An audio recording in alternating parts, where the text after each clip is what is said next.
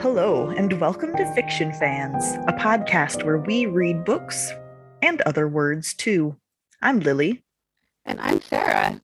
Sarah, let's start this podcast with a ray of sunshine. What's something great that happened this week? So I have two good things for submission this week. Hey, friends. As you may be able to tell, the recording for this episode got pretty goofed up.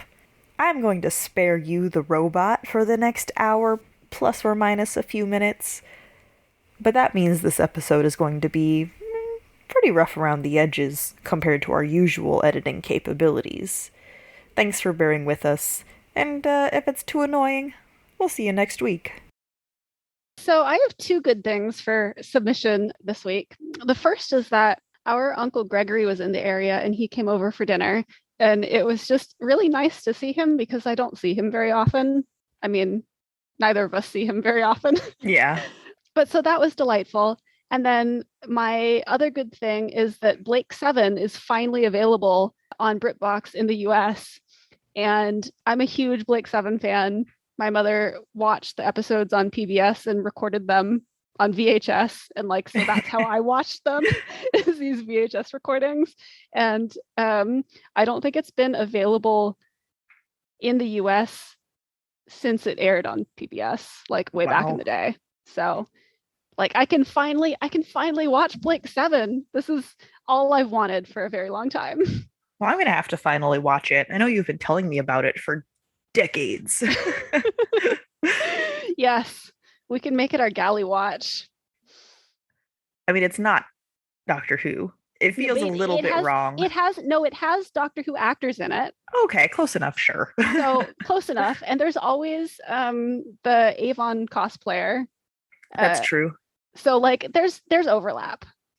Theoretically, there's one character who appears, a minor character who appears in both series. So theoretically, Blake 7 could take place in the wider Doctor Who universe.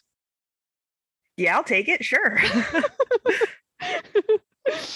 Anyway, enough about Blake 7. What's something good that happened for you this week? Welcome to Fiction Fans, the Blake 7 podcast. Surprise! I'm probably supposed to talk about camping because I did go camping, but Darren Criss came out with a new album and it's so good. He hasn't released music since his Glee era. And the album he released then was not my cup of tea. I listened to it once and then never again.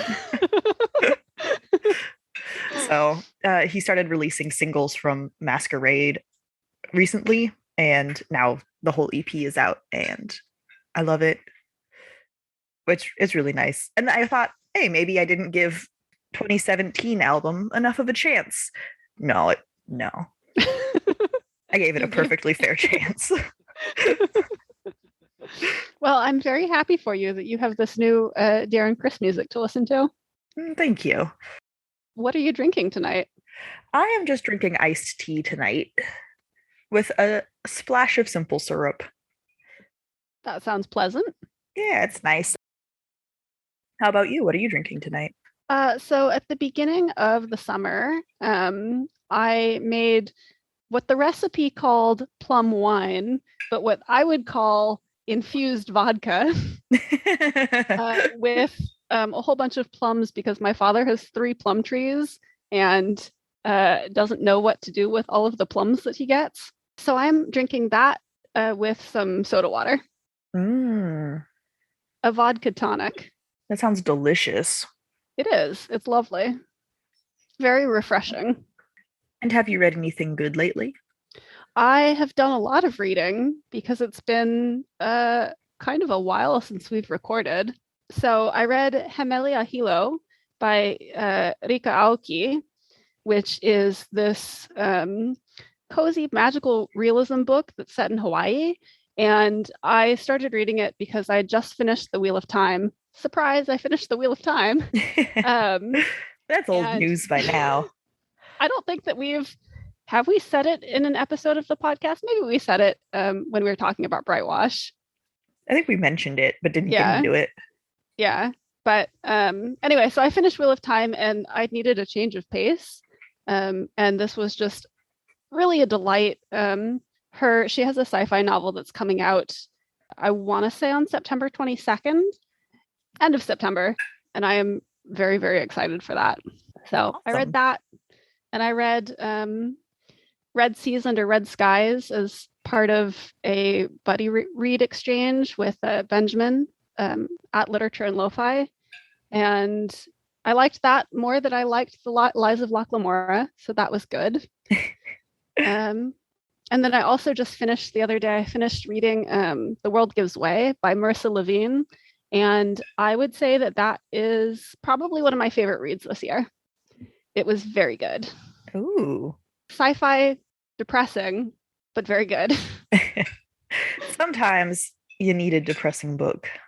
Yeah, I mean, I spent the whole book hoping, because you know what the ending is going in, basically. Mm-hmm. By chapter 1, you know how it's going to end. And I spent the whole time hoping that it wouldn't end that way, but it did end that way. But it was really good. Aw. I highly recommend it. Have you had a chance to read anything? Because it's been so long since we've last recorded, yes. Although it has been a minute. When I went camping, I brought oh no, now it's my turn to struggle through fantasy pronunciations. The Maier Cycle by Dan Fitzgerald. I've always just pronounced it Mayor. Yeah, but then it sounds like I'm saying mayor. I was talking to Danny about it and I kept saying the mayor. No, not like the mayor, but like, the mayor. So I have no idea. But I read the first book and a half out of 3. And I definitely think of it in my head as one long book in 3 parts, or at least. He just released an omnibus version. Oh, so, okay. I was right. I was going to say, going from the first book to the second definitely felt like this is the same story, right? Just continuing on. Mm-hmm. I will say, so on the front page, there's a disclaimer that says the book contains sexually explicit and violent content. Not the same content, just those 2 things. But the first book, all of the fun parts fade to black. And so I was getting all huffy about that. So I was like, Dan, what are you doing? You can't promise me explicit and then, the second book. I was like, all right, there it is. Interesting. I didn't realize that there are some steamy scenes in the second book. There are, yeah. It's very fun. I've read a little bit of the first book. The first book is The Hollow Road, and really enjoyed it. But because I'm reading on my phone, it tends to get less priority than physical books do. So, I made a point of buying the physical books. Well, because I brought them camping, and I didn't want to sit and stare at my phone while camping. That feels wrong. That feels very wrong. Yes. Even if I am reading, for some reason, that's just not correct. It's different. And small correction, it's not The Hollow Road. It's Hollow Road, because that's actually the name of a city. Okay. My bad. It's all right. I was close. But yeah, so I plowed through the first book and a half, and then I got back from camping and had some raccoon drama, so I haven't had a chance to finish it yet, but I'm very excited. It's really good so far. Well, that's very good to hear. Yeah. To avoid spoilers for The Wheel of Time, skip to 12:19. Now, Sarah, you teased us a moment ago about finishing The Wheel of Time. Yeah, so I finished The Wheel of Time. I do have a bit of a Wheel of Time check-in, although as a disclaimer, I finished book 14 around August 1st, and it is now August 28th when we're recording.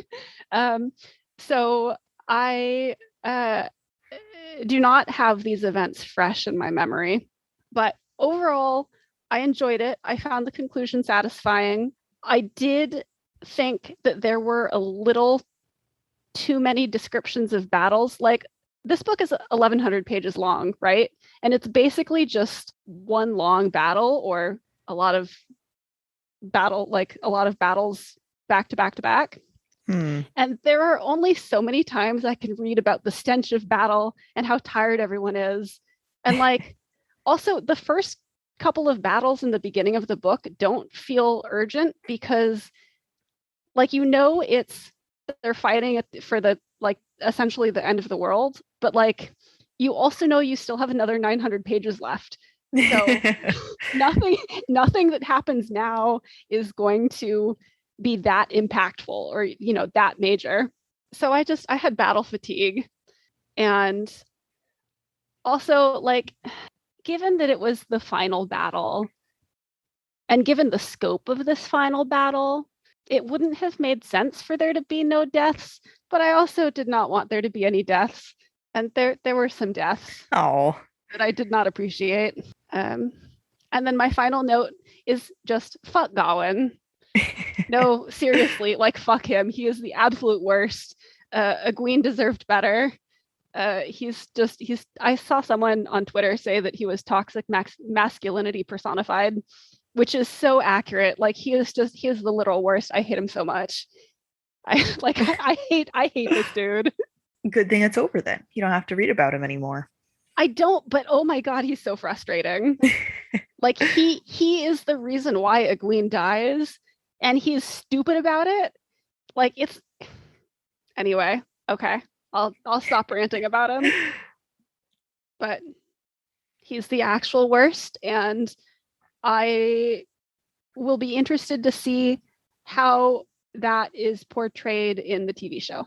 I forgot about that. That's right. When is that coming out? It's supposed to come out in November, I think. We still don't have a trailer. The showrunner said that we would get a trailer by the end of summer. So, like, time's a ticking.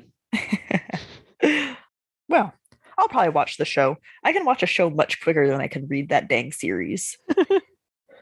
I think you should watch the show, if only so that we can talk about it on the podcast. There you go. Sarah, I took so much joy in forcing you to read and watch Cold Comfort Farm by Stella Gibbons with me. You certainly did force me to read and watch it. I say force. I did enjoy it, but I probably would not have picked up the book had it not been for you insisting that we read it. And I certainly wouldn't have watched the movie because I don't watch a lot of movies. But I'm sure it was worth every second. It was delightful. This book is so strange, but I love it so much. It's about Flora Post, who is 19 years old and recently orphaned. And she decides, instead of getting a job, which is what her friend says she's going to have to do, she says, "No, I'll just find some family to take me in, and then I'll just be a parasite as a career." I mean, in her defense, that does sound a lot more fun than working. Yes. Oh, and there was some really good lines about how she was very well educated, but not in anything that was at all practical or important for survival. And as someone with an English degree, I get that. That resonated. Yeah. The branch of her family that she decides to stay with are the Starkadders, who live on Cold Comfort Farm. And it's a fucking mess. Which Flora is excited about because she wants to fix them. She does not like mess. No, she doesn't. It's just such a weird book. So when you pitched this to me, you said that it was satire, but what you failed to mention was that it's actually humorous. Oh. And that that was one of the reasons for my reluctance to read it, because I thought it was going to be grim and depressing. But there is a lot of humor to it, and it actually reminded me a lot of Terry Pratchett at times. I mean, a 1920s version of Terry Pratchett, maybe. But there are some lines in this book that were straight out of Discworld. Yeah, it's a very, not understated humor, but it's played very straight the entire time. Mm-hmm. Like the characters are doing and saying completely absurd things, but treating it like it is completely reasonable. Mm-hmm. What was one of your Pratchett lines? One of the lines that struck me as being something that you would find in a Discworld novel is Miriam, who's the housekeeper, is talking with her daughter, and her daughter has just been given the contraceptive speech by Flora. Because I should say, she just popped out her fourth child and was like, yeah, I mean, I guess it's going to happen next year because it happens every year. What can you do about it? And Flora was like, let me tell you what you can do about it. There are some things you can do about it. I agreed her daughter heavily. 'Tis wickedness, 'tis flying in the face of nature. That's right. A pause, during which Mrs. Beetle stood with her broom suspended, looking firmly at the oil stove. Then she added, all the same, it might be worth trying. So this entire conversation, they've been railing against Flora for suggesting something so awful. But yeah, as soon as they're in private, it's like, actually, this is a great idea. And it just that dichotomy of, well, this is wickedness, but maybe it's worth trying, is something that you see in a lot of Discworld books. Absolutely. And that's a theme that we see in this book a lot. Flora represents progress. And so she's come to this farm and is going, just because you've always done things this way doesn't mean you should continue doing them this way. And the book, on a larger scale, is making fun of how nothing is actually this simple to solve. You can't just go live with a family for a couple months and completely change everything and make everyone's lives better. But in this book you can, and it's lovely. But one of the other examples of that is Adam, another one of the farmhands, does all of the dishes with a twig. Doesn't everyone wash dishes with a twig? Well, Flora doesn't. I don't think she washes dishes at all. But she buys him, a dish scrubber, and it's so beautiful. He cries and he hangs it up and never uses it. Continues to wash dishes with a twig. So in that sense, I wouldn't say that his problems get solved at all. That's true. But he's also not part of the family. She was trying to help him, though. That's true. And his life is significantly changed by the end of the book. Yes, but not as far as we know, his dishwashing habits. Fair enough. Oh, so the reason why Flora has to go live with someone is because her inheritance, it turns out, is only £100 per year, which is a complete nonsense number. Not only am I not super familiar with British pounds, it's also 1920s money. So that's like saying some Jabberwocky number. I did look it up, though. You have no frame of reference for that number. None whatsoever.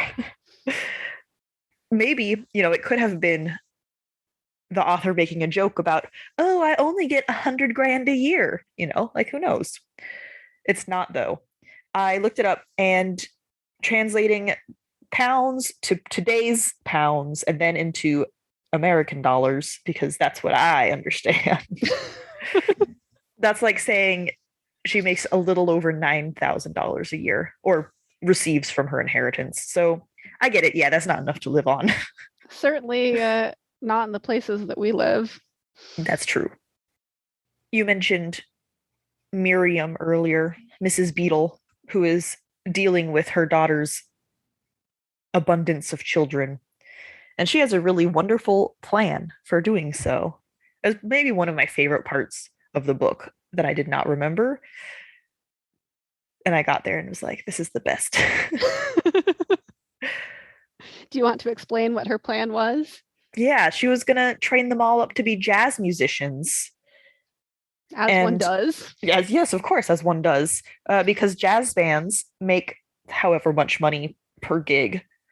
And she was like, that's great. I'll train up all these kids, and then they'll be my jazz band, and then they'll make money for me. So Flora then proceeds to refer to this group of infants as Miriam's embryo jazz band, which is just the best phrase in the entire world. surprised that there's not a band with that name in existence. Ooh. There were a couple of other extremely good lines that had me laughing my ass off during the movie. And all of those best lines were directly from the book, so that was fun. I was delighted to find them because when we watched the movie, I had read the first like 30 pages of the book or so. So I was delighted to see those lines represented in the book. And that's always the question, right? Because I saw the movie before I read the book. Not just this week, obviously, but back in the day. And it's always a delight to find out that the movie is actually an accurate representation, because you never know. They might have taken the source material and created this wonderful movie out of it. That doesn't mean the book is the same. I was actually impressed by how faithful of an adaptation it was. Like there are a couple of minor changes to the end, but nothing that affects the substance of the story. And it just, as you say, it has dialogue that's lifted straight out of the books. One of which is Sir Ian McKellen's character, because surprise, Gandalf is in this movie. He plays Flora's cousin Amos, who enjoys preaching. That's like his hobby, is he goes into town and he preaches at the little church. Fire and brimstone preacher. And his way of describing the fires of hell is by declaring, "There will be no butter in hell." Which is so strange. There probably won't be any butter in hell. That's true. I mean, he's not wrong, presumably. There's certainly no butter in his version of hell. I bet there's someone out there whose hell would just be entirely butter, though. Actually, you have a good point there. Yeah. There's only butter in hell. You only get extremes. It's either all butter or no butter. Probably the best line in the entire thing is directed at Aunt Ada Doom, which is a very good name. That's a name.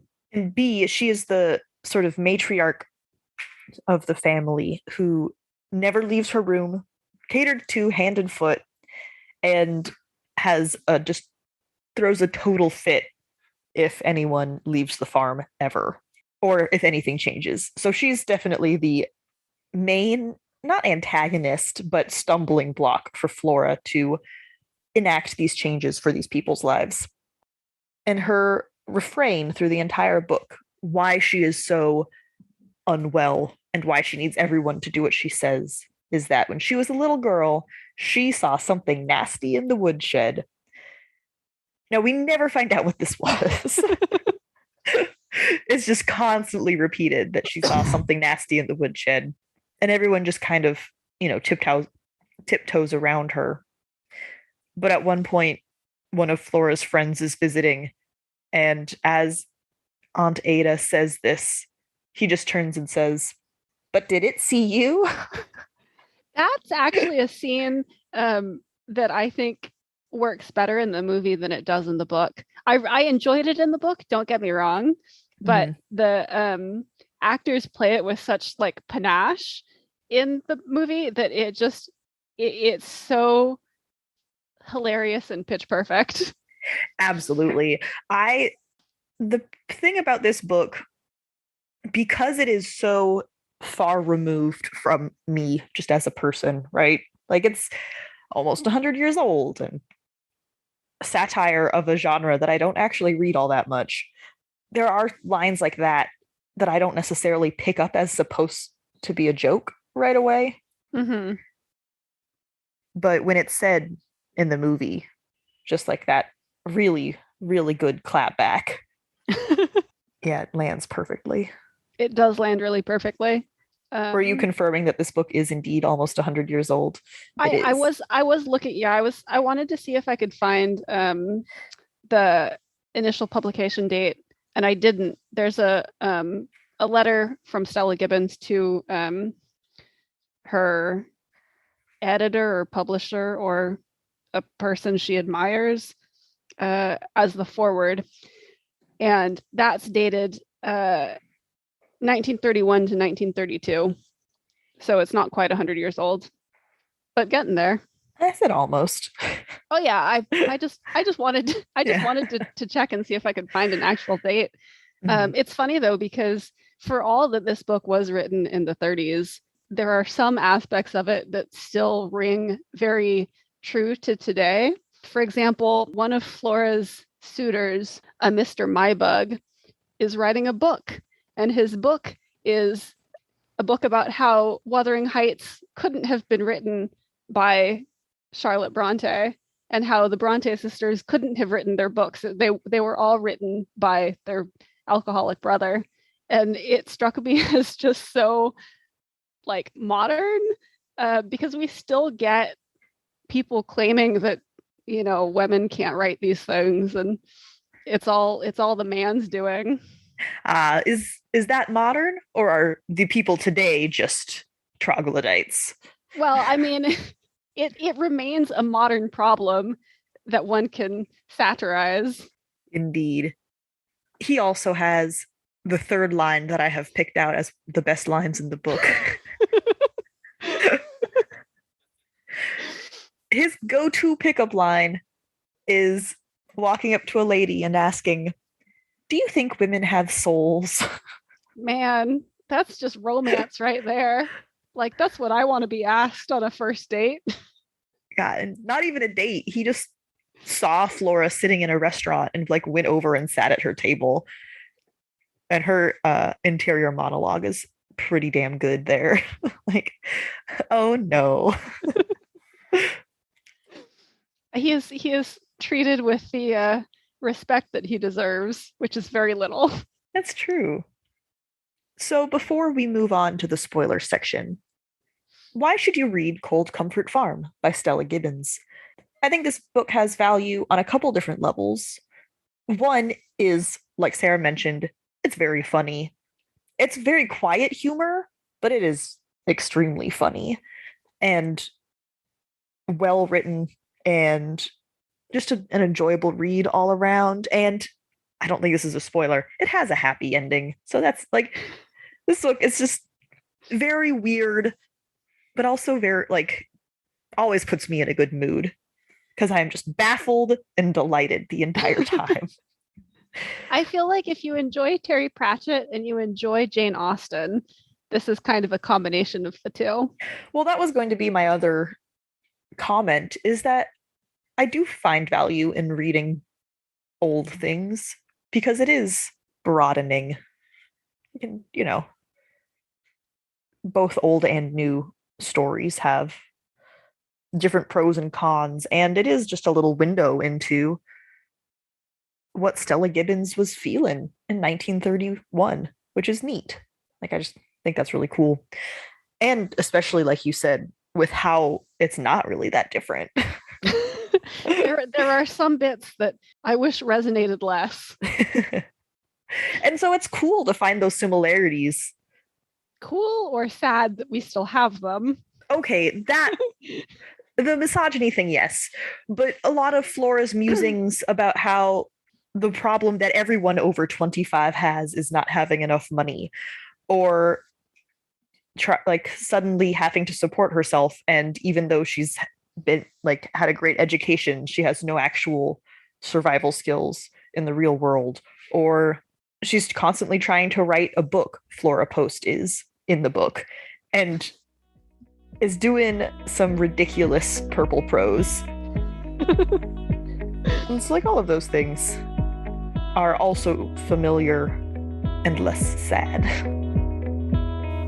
To avoid spoilers for Cold Comfort Farm, skip to 44-46. Well, we mentioned how similar the movie is to the book, but I would say the one character who is changed the most is Judith, Flora's cousin Judith, who basically runs the farm, not the farming operations part, but manages the household and is the person sort of carrying out all of Aunt Ada's requests. In the movie, she's kind of, I mean, she's I don't actually think that there's much changed between her character in the movie and her character in the book. maybe they just went so over the top with her in the movie. It seems really silly. Whereas in the book, she's like very severe and kind of scary. Whereas in the movie, she's like so over the top that it's laughable. I feel like there's a little bit of that in the book as well, though. I mean, you get more uh, of Flora's like inner dialogue, so I think you can see how Judith manner um, affects people more. Mm, Whereas in the movie, you're just kind of seeing like outwardly, and we have that distance, like we can laugh about it, but I think that someone who is actually in that situation wouldn't necessarily find it quite as humorous. that's a good point. And I would say her character is the one that I don't know how I feel about it. Everyone else, Flora just helps. They get what they want, that they didn't even know that they wanted it, but all of their heart's desires are fulfilled. Except poor Judith just ends up in a mental hospital. Yeah, I mean, that's not great. On the other hand, she does seem happier uh, with the help that she receives. So, like, pros and cons. That's true. And she absolutely did need uh, some kind of mental health attention. So She did need help. I maybe it's just I'm putting my understanding of 1930s mental health situations. Yeah, I feel like looking at it with modern sensibilities, we think, well, she's essentially going, she's not going to an asylum, but like it's not the kind of care that we in 2021 would give someone who is suffering uh, from these kinds of issues. I mean, she gets sent to a But nursing home, which feels a little like she's just getting shuffled to the side, right? But yeah, she is way happier and she's excited to go play chess with Doctor whatever his name was. So, I mean, she's getting care. It's not the level of care that we think that she needs, but it's the level of care that was available to her. yeah, that's a good point. So like I said, I don't dislike her ending, but the other characters like got to marry the rich neighbor or became a movie star in Hollywood. It's a less satisfying ending, that's for sure. Although I will say that one of the things that I don't like, and I think that Stella Gibbons was making a point here, but Reuben, who takes over the farm, um, in the movie, he falls for Rennet, who is, I don't actually know what her relationship to any of these characters are. I do not know that family Yeah. tree at all. It's a mess. It's fine. Anyway, she is someone to these people, and she ends up with my bug, the misogynist who doesn't think that women have souls, and that's a whole other issue that poor Rennet. But so in the movie she ends up with Reuben, but in the book Reuben just goes, "Oh, I'll marry the daughter of one of my farmhands," who's like definitely a child still, and I think she's like 13 or something. yeah, like it's not that he's marrying her now, but like the fact that he's going to marry her in the future when this is a grown-ass man. Yeah. Just like that's kind of skeevy. I know that you're satirizing this, but also that's kind of skeevy. If you were trying to make me find this practice gross and weird, you did a good job. Yeah, there are a lot of child arranged marriages in this, huh? Yeah. Although none that actually, well, I guess that one may happen. But the other one that I'm thinking of is Elphine, who is I think she's like 16 or no, she's 17. She's 17, I think. Yeah. Who is the one who is in love with the rich neighbor. And Flora just like gives her a total makeover, but even to the extent of like telling her she can't talk about poetry. Some men don't like girls who read poetry, so you have to do it in secret, that kind of stuff.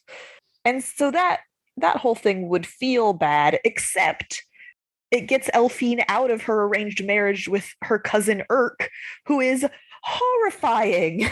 He is a grade A creep. I So it's like, man, if all you have to do is pretend not to like poetry to get out of that, fine, totally cool. Get a haircut, get some new clothes. Like, yeah, I'm on board with this if it means that you don't have to marry Urk. Yeah, because he is like basically stalking her the entire book, and he was promised her when she was born, and he would like paint symbols on her baby bottles in animal blood or something. It was a situation. He is yeah. Yeah. He's a little offbeat. That's for sure. But yeah, I think Elphine's makeover would rub me the wrong way if it weren't for that alternative. Yeah, but also Elphine is like really into it. I mean, Oh yeah. So that kind of softens the blow too. Mm-hmm. Like we think, oh, you shouldn't have to give up, everything that you enjoy in order to be with a man. But she's happy to do it. She's like, yes, I want to be with him. In the book, it goes into a little bit more than the movie. But we find out that she has adopted this sort of whimsical nature spirit running around in flowy dresses and capes with bare feet in the forest like less than a year ago.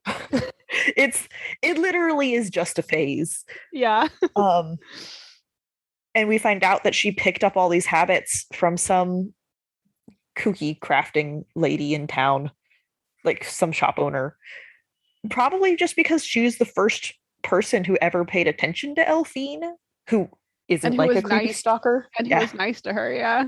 So she just picked up all of these things. But in the book, her and Flora actually get really close. And so she just picks up all of Flora's habits and hobbies instead. And so it was great.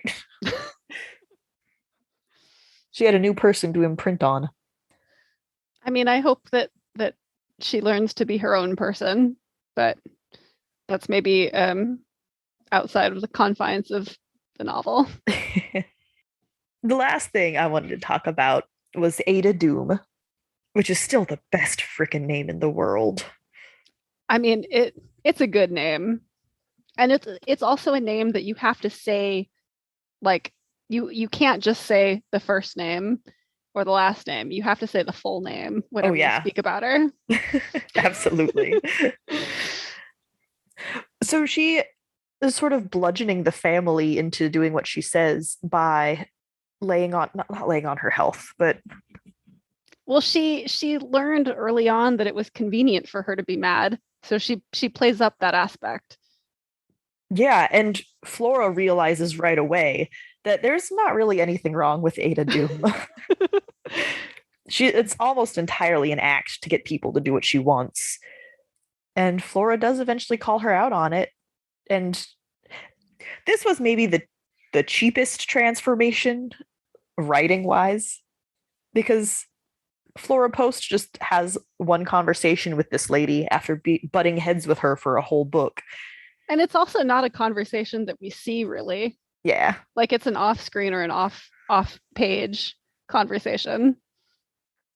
She just says, actually, older women can have a great time in Paris. And that's it.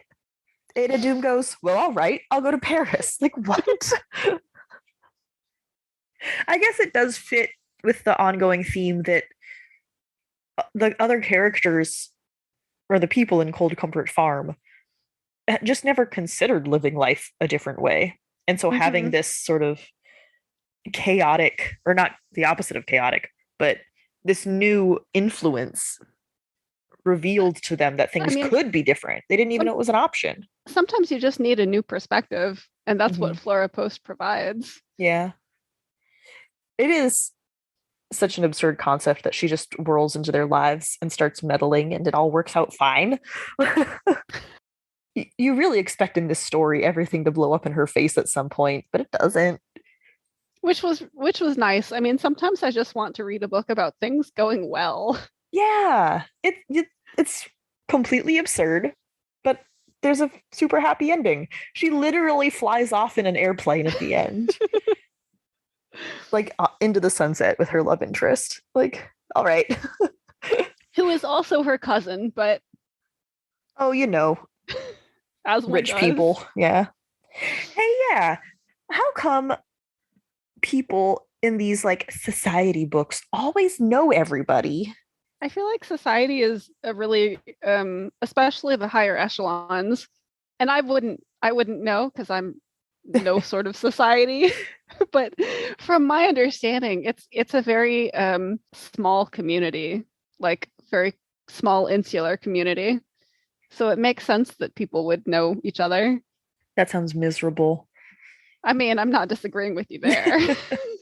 But yeah, in books where there's some kind of rich, nobly type, that's not how things work in even the 20th century. But you know what I'm saying. Yeah, And that always just seems wild. But yeah, I really do like this book. it was a good book. I thought that I would end up discarding the book afterwards or not keeping it. And I think that I'll keep it. I think I Aw. enjoyed it enough to keep it. It's earned a place on your bookshelves. It's earned a place, well, it's earned a place in one of my boxes because I don't have enough bookshelves yet, but Close enough, same thing. Eventually. And I did have to buy the DVD so we could watch it because it's not available for streaming anywhere. But that's fine. Now I own it and I can force everyone to watch it with me. I would rewatch it. It's so fun. Like Yeah. it just makes you feel really good. It was a really good movie. I think I enjoyed the book, but I think that I enjoyed the movie better. I mean, Not by a lot. Like they're pretty equal, but I think the humor was more accessible. yeah. I mean, very similar. I mean, almost word for word from the book, but like you said, because of the deliveries and everything. And it's a star-studded cast. I know. I don't think I mentioned this in the non-spoiler section, but Flora Post is played by a very young Kate Beckinsale. Oh, and My Bug is played by Stephen Fry. Mm-hmm. We did mention Sir Ian McKellen. Yes. I think that's it. But it's good. I mean, there's the actress who plays Pomona Sprout from Harry Potter. She's Mrs. Beetle. Oh, that's why she looked familiar. Okay. That is probably why she looked familiar, yes. We didn't even talk about Mrs. Smiling, who might be one of my favorite characters. So she's not in the book hardly at all. They combined a couple of minor characters for the movie. I don't think that she was combined with any other character. Yeah, because she helped give Elphine the makeover in the movie. But she does that in the book too. No, that was a different lady. That was a different lady? Yeah. Well, in my defense, I read this book like a week ago, and I've read 3 things since then. So, and then a couple of Flora has more than one gentleman love interest in the book, and they all just got rolled into Charles in the movie, which is fine. That doesn't really change the content at all. Yeah. I mean, I think that those are changes that make sense, given that you have so much less time in a movie to explore all of these other characters. But they don't even really get explored in the book. That's true too. That's a fair point. I don't really know how to wrap this up. This is just it's a good book. I liked it. I think this is one of the few books that we have discussed solely because you put it onto the calendar and not me. That's because you see all of the current stuff on Twitter. Yeah. All of the ones that I've suggested are books that I've read before, which is not the point. I want to read new stuff. Some rereads are okay, but some rereads are okay, yeah. But that's true. All right. You want to introduce this one since I did the last one? Sure. So, although you normally introduce our journey to the center of the Discworld. Is that just because you don't want to say that out loud on the podcast? Maybe just a little bit. All right. Well, we are once again taking our journey to the center of the Discworld. We have finally gotten into the first of the City Watch or the Night Watch books. Night Watch is one of the book titles. Yeah, it's Night Watch is the book title, but I think that the this particular branch of Discworld is called the City Watch. Okay. Although I'm going to Google that because I have a habit of being making definitive statements and then being wrong. So it's all right. You can be wrong sometimes. I would like it to happen a little bit less frequently. But well, through the power of editing. Yes. Okay. It is Ankh-Morpork City Watch. So I was not wrong this time. All right. But that also means we finally have met Sam Vimes, and he is one of the best characters. I do really love the City Watch arc, or the City Art Watch books. It's funny because for all that Guards is not my favorite Discworld book, it's a fine book, don't get me wrong. It's just not one of my top 10 probably. There's 40 of them. They can't all be number one. Yeah, they can't all be number one. It's a fine book, but for all that Guards is not my favorite, I think that the City Watch tend to be quite high up there for me. So it was nice to finally be meeting them because it has taken us a while. This is definitely my favorite of the ones we've read so far. Your favorite of the Discworld books that we've read so far? Yeah, in chronological order of publishing date. Right. I don't think I would even say that, but I mean, that's, like I said, it's a good book. Well, Pratchett finally gave us an interesting romance. He's been slowly making his way there, just getting a little better each time. But in this book, we got Sybil Ramkin, who is the absolute best person in the entire world. I like Sybil a lot. Lady Sybil is wonderful. I also just have to say that Lady Sybil rescues swamp dragons, right? Breeds swamp dragons. Breeds and rescues. Oh, okay. I thought she worked with a sanctuary. Well, working with that's the same thing as rescuing. Yeah, okay, fair enough. Maybe a little more specific, but it's the same thing. Yeah, okay. And I just have to say, as someone whose parents were deep in the dog show world, all of the swamp dragon bits were just so spot on. It was wonderful. I was laughing at every single thing. A little bit of context. Swamp dragons are maybe the size of a large cat.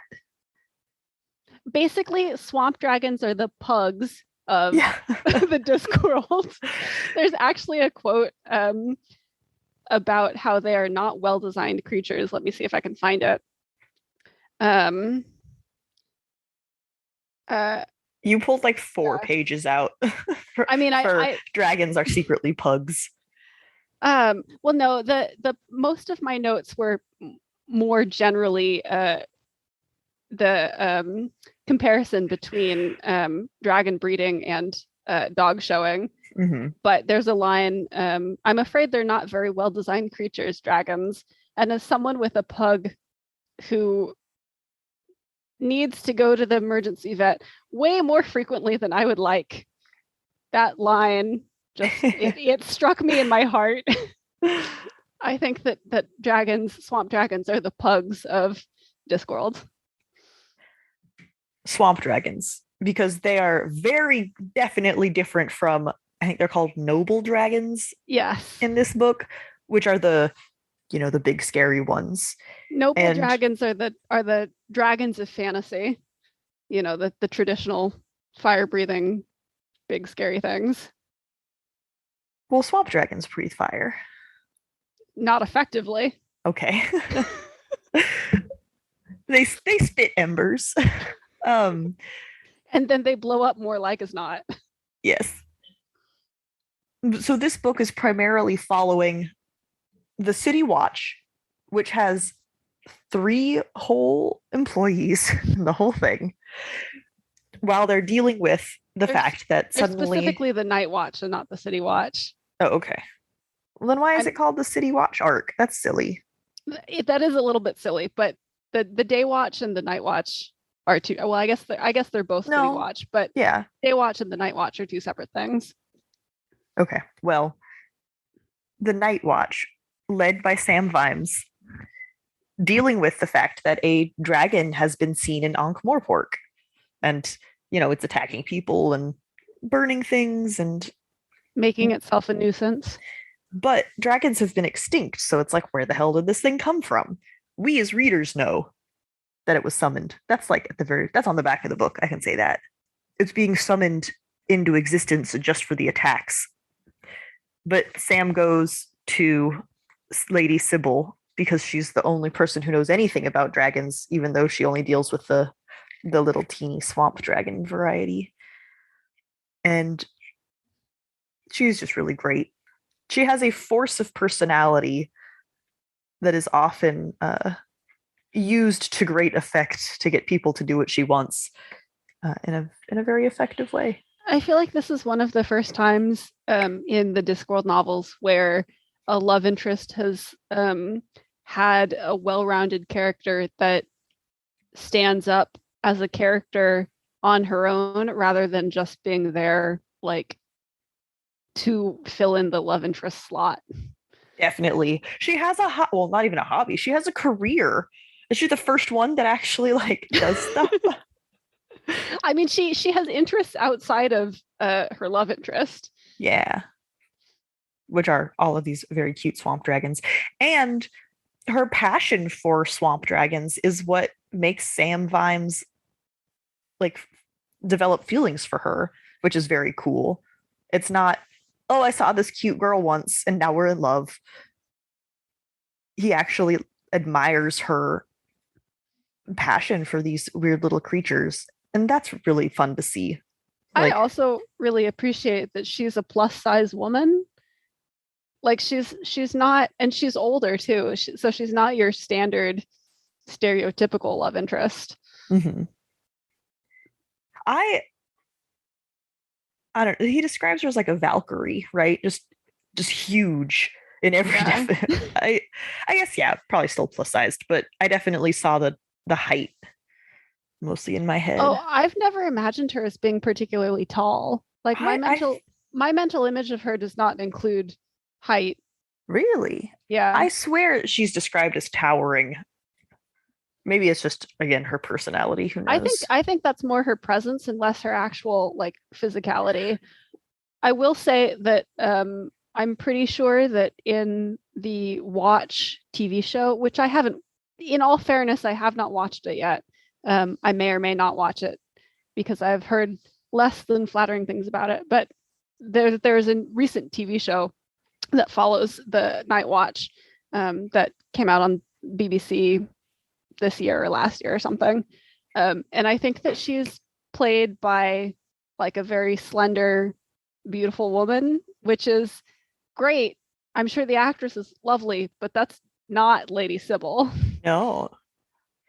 They always say her family bred for sturdiness or something. Yeah, they're not dainty. No. So having a relationship spark and grow because of actual human interest is very good. Good for you, Pratchett. He's growing. He does feel like he's growing as an author. I do love how Vetinari and Flora Post from Cold Comfort Farm, I think, would get along very well. I kind of want to read that fan fiction. Yeah. Oh, they would probably take over the world. Actually, I'm sure they would. There's a line about Vetinari pretty early on when he gets introduced that he was a great believer in the need for things to be sorted out, which is almost like word for word of how Flora describes. I think it's for her, she dislikes messes. Yeah. It's pretty similar. There are some one-to-one correlations there. But this is also the first time we've seen him in depth, which we're going to talk about more in the spoiler section. But yeah, he gets turned into a lizard in a earlier book, but yeah, he gets like one whole line before then. Yeah, and then he spends the whole book as a lizard. So it was Vetinari. I have a huge soft spot for Vetinari, so it was nice to see him get some page time. There's the other members of the City Watch who I really love with my whole heart. Nobby Nobbs is maybe the best person. I already said that about Sybil, but there can be two best people. I also love that they're friends. Nobby Nobbs is always described as like human adjacent. He's just a strange little man who always seems to be smelly and not exactly rude, but not exactly sophisticated either. He lacks social graces. Yeah, but he's always nice, except for when he's stealing things. But face to face, he's usually nice to people. And he just kind of has these kleptomaniac tendencies. Yeah, but him and Sybil get along really well, which is super cute. They do. They're kind of both intrigued by the other in a fun way. And we also meet Carrot in this book, who is the new recruit for the Night Watch. He is a dwarf from the mountains who gets sent to join the Watch because he was adopted and is too tall for all of the tunnels. He is culturally dwarf, but genetically human. Yes. He's a dwarf. He identifies as a dwarf. Yes, he does identify as a dwarf. But yes, not quite the right geometry for dwarven life, though. No. But he is extremely literal and does lots of very, very silly things because people use metaphors and he doesn't get it. I mean, and that goes along with him being a dwarf because dwarves in Discworld don't use metaphors the way that we do. He's also another one of these young male characters that have absolute zero concept of sex, which is a weird thing to show up in like every single book. Have you noticed that? I mean, what characters would you say have had a similar lack of knowledge regarding sex in Discworld? Maybe not male characters, but didn't Magrat have like no idea how babies were made? Yeah, Magrat, I think, is kind of oblivious. I thought Mort too. Not male. Right. So I take that back. I don't think Mort it comes up that much. But when it does, she's just like completely. I don't recall. I don't either, but I feel like it has come up multiple times. I don't think it's come up quite as often as you're implying.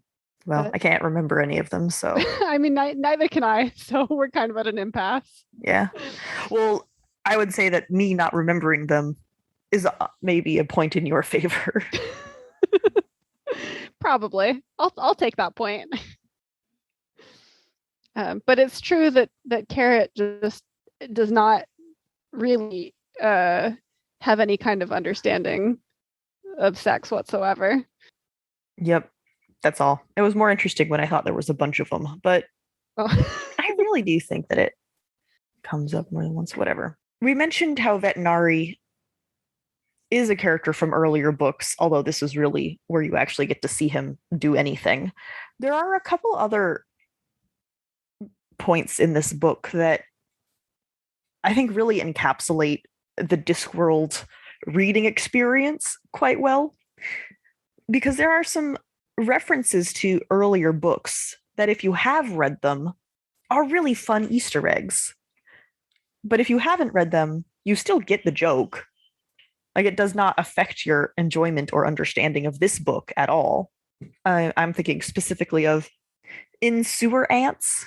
or insurance. Which is something that comes up in the first book. Yeah, one of the main characters in the first book introduces the concept of in sewer ants to Ankh-Morpork. And so all we really get in this book is them saying in sewer ants instead of insurance, and how Ankh-Morpork has adopted it in their own way.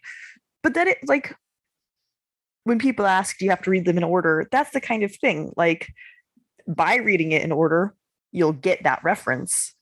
But it's still funny, even if you haven't. Along those lines, there's also the character of the librarian who shows up here, who is, of course, at this point, an orangutan, but you don't get any explanation for that beyond like one line. Whereas if you've read the earlier books, you know why he was changed, and you have some of that background, but you can still enjoy the character without having read the previous books. I almost like it better for the librarian specifically, because that's always how he himself handles it, right? Mm-hmm. People start asking questions and he just sort of rolls his eyes and walks away, basically. So that's just, it doesn't really matter. He's choosing to stay this way because he likes it better. It's fine. Get over it. But yeah, the question of, do you have to read them in order? Nah. I mean, as we've argued in the previous episodes of this podcast, you probably shouldn't. Mm-hmm. But Guards is a good place to start if you are interested in reading Discworld. Yeah, I actually think of the books we have read on this journey to the center of the Discworld, yeah, like I said, it's been my favorite so far and would probably be my recommendation out of the books so far. I think that I'm not sure. It's definitely one of my favorites of the books that we have read thus far. And it is, as I've said, a really great place to start. I'm not sure if it would be the clear favorite for me for starting points out of what we've read, but well, there isn't a clear favorite. If someone's just super into witches, read the witches books, but I think this book is a lot more developed as far as Pratchett's writing style goes. That's fair. So you're getting a lot more of that and higher quality. Like the characters are so much better in this. I do think that there's more nuance to the characters in this. And like if you want kind of that like gritty beat cop feel with fantasy, this is very definitely where you should start. Or swamp dragons. Read this book for the swamp dragons. They sound very cute. If you like dog show satire, if you enjoyed Best in Show and want the fantasy version, that makes it sound like this focuses on the swamp dragons, which it does not, but it is one of the funnest parts, though. It's very good. To avoid spoilers for Guards, skip to 1:14:55. Vetinari doing crazy vetinari stuff. I was very happy to see Vetinari. I love Vetinari. As I said, I have a soft spot for him, mostly because I had a huge crush on him in Night Watch. Not gonna lie. He's savage. It's great. He's wonderful. He is the one credited with turning all of the crime associations into sanctioned guilds, which, as I've mentioned before, is something I quite enjoy. Just that concept tickles me. I don't know. I mean, he's taken what was a kind of dysfunctional city and turned it into something that works really smoothly, even if it's not a what we would consider a traditional, hierarchy. He also, I don't know, you get the scheming politician character a lot, but it just something about Vetinari is so well done. He didn't one thing that I did notice though is he has an old dog, Whittles or something, Mhm. who doesn't show up in this book. He's mentioned.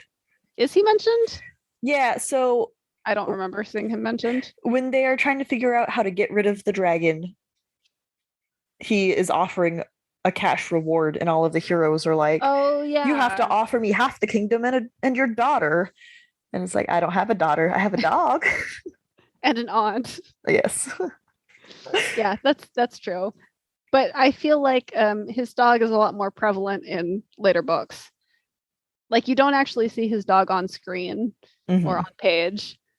Him letting Vimes break out of the jail cell when he had a key the whole time is chef's kiss. Just I really like the concept that he built these dungeons as a place for him because he knows that like if the city ever gets overrun or if his rule is overthrown, he'll be thrown in the dungeon. So it makes sense to have all of the locks on the inside so he controls it. It's true. I mean, like that's some forward thinking. That's the kind of forward thinking you want to see from your ruler. I like Vetinari an awful lot. He is really excellent.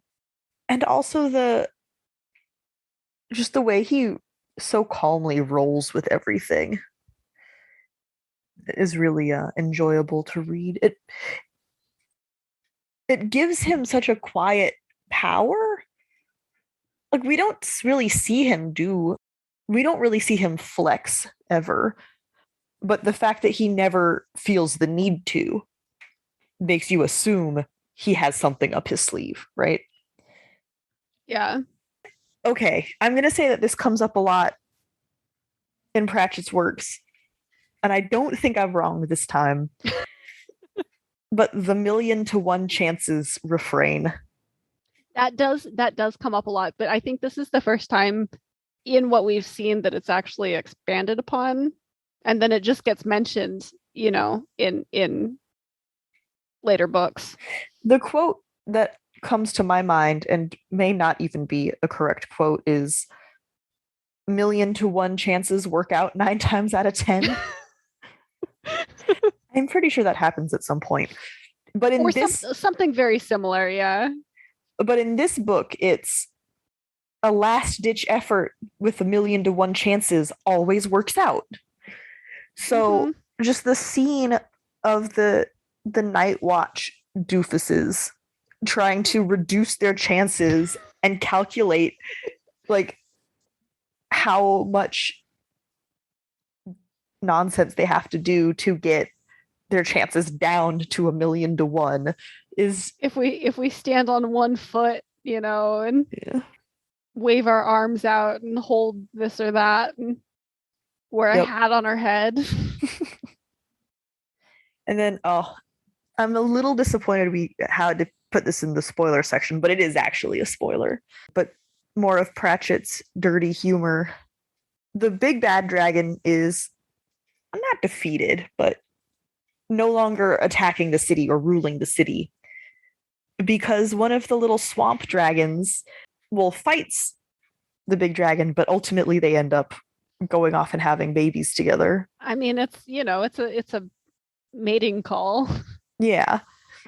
A mating display, I mean.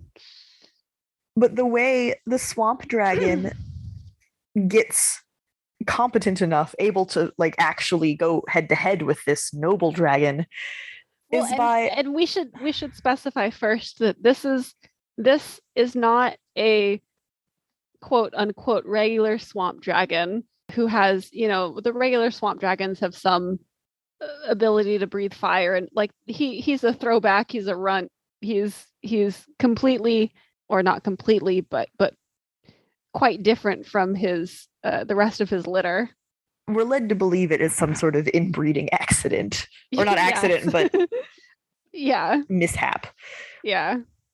Little Errol, he's so cute. I have no idea what he looks like, but I do have a soft spot for derpy animals. I'm telling you, pugs. So it's explained by Lady Sybil that the swamp dragon's insides are constantly shifting around to make sure the various chemicals in there don't make them explode, to various degrees of success. But Errol rearranges his insides so that, how is it put? He is described as the first dragon ever to flame backward. So the day is saved by dragon farts. And what a silly image that is, of seeing just this dragon propel himself by, the strength of his farting. Well, it's a flame as well, right? So it's like a little jet engine. Yeah. Fire engine. That explains why his wings are so diminutive. He didn't need them to fly, he just uses them to steer. Speaking of dragons, unrelated to anything, I just look at the cover and I think Pokemon. There's a dragon on the cover of this book. He's not very impressive. He's not very, it's supposed to be the noble dragon, but he just looks like a kind of, silly Pokemon. It's very cartoonish. It's very cartoonish. He does have a little crown, though. Still cartoonish. And I guess we should be saying she. Well, that's true. We find out it's a lady dragon. Although you go through the whole book and they're calling the dragon a he. So. Yeah, that's not something that's discovered until the very, very end. Not until we discover that Errol had been doing a mating ritual the whole time. Yes. Well, in between the dragon farts, there are some really wonderful sentences, as Pratchett does, scattering his philosophy in with the absolute nonsense that he writes. I thought one of the really, really nice ones was about how humans are actually worse than dragons. Yeah, there's the quote is, there was practically nothing the dragon could do to people that they had not, sooner or later, tried on one another, often with enthusiasm. You have the effrontery to be squeamish, it thought at him, but we were dragons. We were supposed to be cruel, cunning, heartless, and terrible. But this much I can tell you, you ape. The great face pressed even closer, so that Wantz was staring into the pitiless depths of his eyes. We never burned and tortured and ripped one another apart and called it morality. So yeah, dragons are just following their nature, but, humans do bad shit intentionally. Well, couldn't the argument be made that then that is also our nature? Well, I mean, I feel like our nature isn't inherently bad. I don't think so, but if we're just following that argument, wouldn't it then imply that it is also human nature to be mean, and therefore they are just following their nature? I don't think that it's quite that bad. I just found a logic gap, that's all. I don't think that's what Pratchett is trying to say. I don't think that is what Pratchett is trying to say either. Although he does follow up with a quote from Vetinari about how there is no such thing as inherently good or inherently bad people. Yeah, I feel like in this book we see a lot of different points of view and a lot of different debates on the morality of people and the nature of good and evil. I mean, but that's what makes it interesting, right? Is that you have all of these characters who have different thoughts and different opinions. Yeah, and just have different reactions to the same event that they're all dealing with. Mm-hmm. And again, that's what attracts Sam Vimes to Sybil. She almost got roasted alive by the dragon, but she still wants to protect it at the end. Because she is all about dragons. Yeah, but that is still a depth of sympathy that I don't think I have. I can be all about cats and still not want to protect a cat that was going to murder me. I'm not sure. Well, I've never been in a position to have a pug actively try to murder me. So maybe my thoughts would change. But based on how Mr. Squeak murders my wallet, I don't think that, you know, I could begrudge them that. All right. Well, for today's Words Are Weird, I thought I would just share some of the words that I had to look up from Cold Comfort Farm. Please do. One of them, I actually do think I knew. Well, I guess I didn't if I didn't figure it out at the time of reading. But it was something you had heard before. Well, now reading the definition, it sounds familiar. Mm-hmm. But the first one is oleaginous. Which apparently means rich in, covered with, or producing oil, oily or greasy. And I feel like I have heard that as a description word before, now that I see the definition. I think you probably have. I mean, it's not a word that I necessarily could tell you the definition straight off the bat, but I'm certain that I've seen it before. So I wouldn't be surprised if, you know, like you recognized the word, but not necessarily knew what it meant. And it was used in usually even if I don't know a word from context, I can like get it close enough. Yeah. But that was just like, oh boy. The next one was blancmange, which is apparently just pudding. Interesting. A specific kind of pudding, or? Yeah. Blancmange or blancmange is like a specific kind of custard. I was going to say it has to be pale. Yeah. There's also sukebind, sukebind,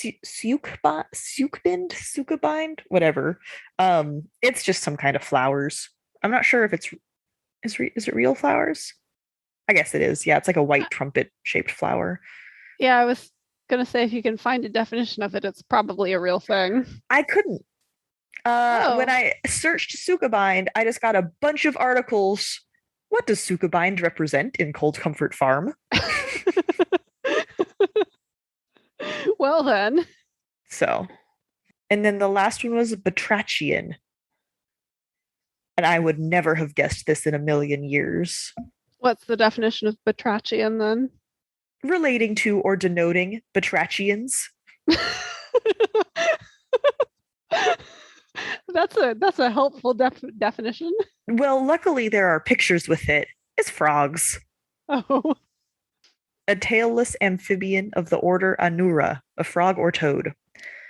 Yeah, I'm not scientific enough to know that. Yeah, never would have figured that out.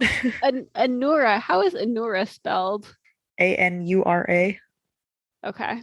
I ask because there's a character in Wheel of Time whose name is Anura, Annoura, I think. Interesting. And I was just wondering if there was any correlation with frogs, but maybe not. It sounds like that's a scientific group that's no longer used. Maybe. I'm not actually clicking on any of these links. I'm just trying to divine this from that little sentence snippet you get for the preview. Right. Anyway. So, yep. Little frogs and custards. Those were the things that baffled me in Cold Comfort Farm. Well, words are weird. They are. These ones specifically, they do sound fun though. They do. This is true. They do sound oleaginous. I think that's going to be I'm going to try to slip that into conversation this week. I feel like that's the word that I am most likely to remember because I have seen it before. I don't feel like I read it in a D&D monster manual or something. It sounds like a very D&D word. It's not one of those words that you see often enough to remember. Mm-hmm. But you see it often enough that you recognize it when you see it. Or maybe I'll just start calling frogs batrachians. Do you see enough frogs to use that in your everyday life? We have some frogs that live in our backyard. They're very cute. Oh, that's cool. Yeah. They come out and say hi when I water the plants sometimes. They're probably running in terror from me, but I have decided they're coming out to say hi. Clearly. Thank you so much for listening to this episode of Fiction Fans. Come disagree with us. We are on Twitter and Instagram at FictionFansPod. You can also email us at fictionfanspod@gmail.com. If you enjoyed the episode, please rate and review on Apple Podcasts and follow us wherever your podcasts live. Thanks again for listening, and may your villains always be defeated. Bye! Bye!